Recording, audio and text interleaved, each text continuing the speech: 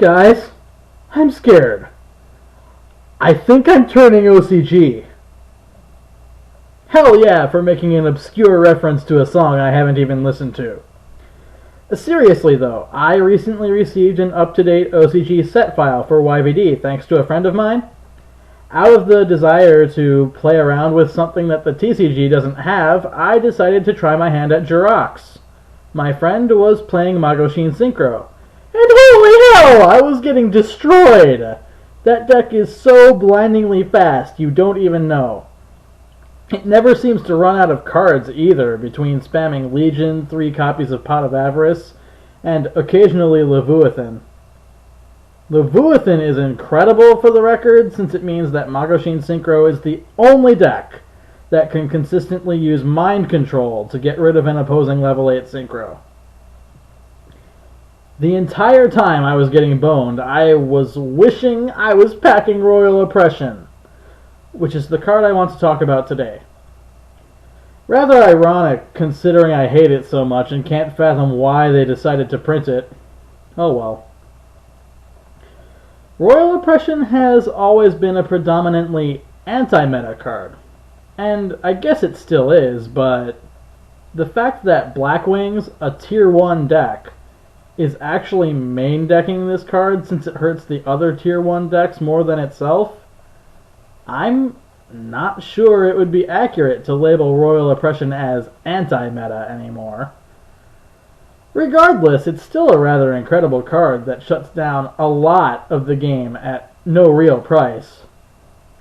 800 life points is rather negligible in comparison to what damage you would take if you allowed the monsters people special summon these days to hit the table. Keep in mind that Royal Oppression cannot be activated during the damage step, but outside of it, Royal Oppression can negate any effect that has even the slightest chance of performing a special summon. This makes my Morphtronic Selphon very disappointed. But what can you do? I guess I'll go over why this works so well in Blackwings, since a lot of people don't seem to get it, even now. First off, the effect of Shura activates during the damage steps, and since Royal Oppression cannot be activated during the damage step, Shura will bypass it with no worries.